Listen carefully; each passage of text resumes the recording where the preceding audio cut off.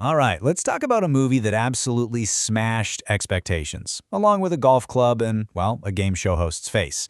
Today we are digging into the wild, chaotic, and just plain awesome legacy of the 1996 classic, Happy Gilmore.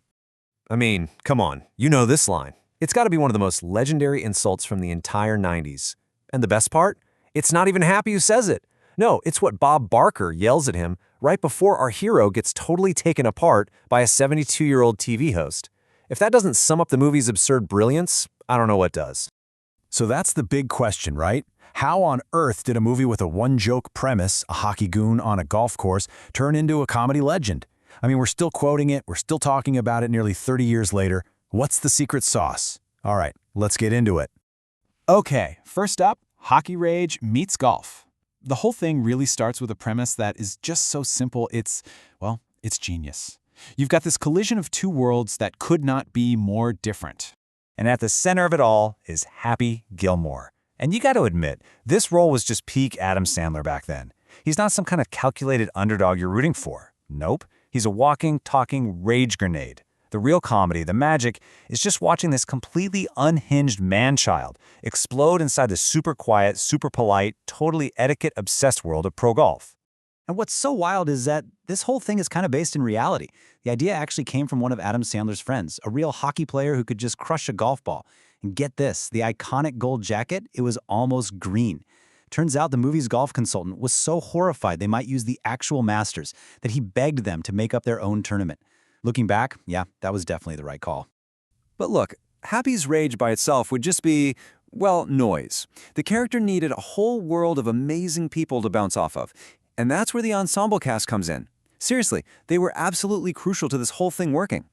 And you can't talk about the cast without starting with this line. It just perfectly introduces the man, the myth, the villain, Shooter McGavin. What a character. He's so perfectly hateable that he became an absolute icon for movie bad guys. The casting story here is just nuts. Christopher McDonald, the guy who played Shooter, actually turned the role down twice. They even approached Kevin Costner, but he went off to make Tin Cup that same year. But once McDonald was on board, the director, Dennis Dugan, just let him run wild with improv.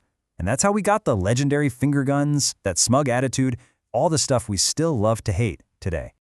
And the rest of the cast? Just as brilliant. You've got Julie Bowen as Virginia, who's basically the only normal person in the entire movie. Then there's Carl Weathers as Chubbs, who brings this totally unexpected heart to the story. And don't even get me started on the smaller roles. Richard Kiel as the huge, silent Mr. Larson, and of course, a totally uncredited Ben Stiller as that unbelievably despicable nursing home orderly. Every single character is just perfect.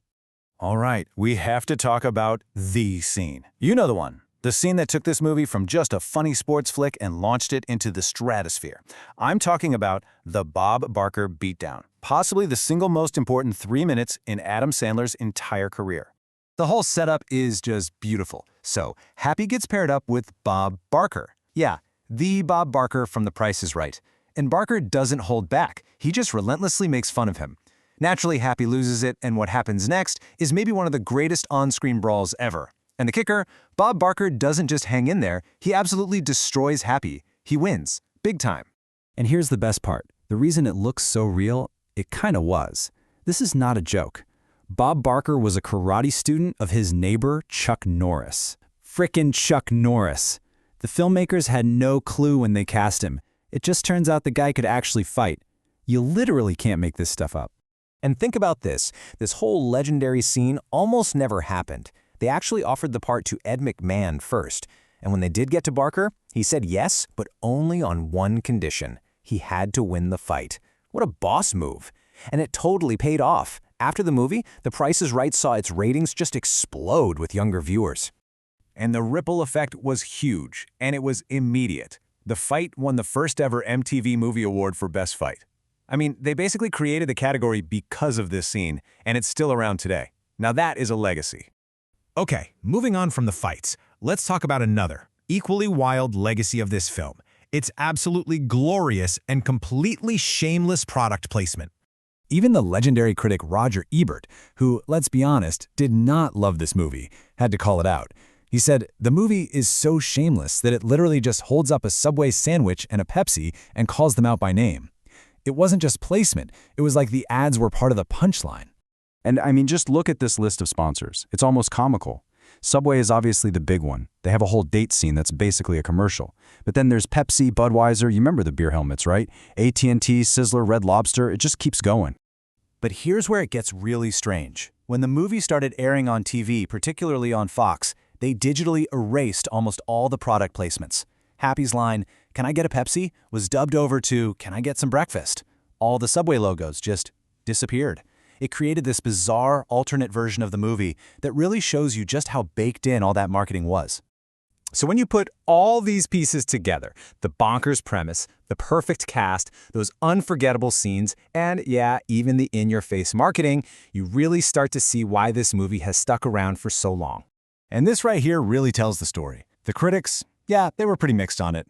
A lot of them just dismissed it as a dumb one-joke movie. But the audience absolutely loved it. Gave it a solid B+ cinema score, and it crushed at the box office. It's the definition of a critic-proof movie.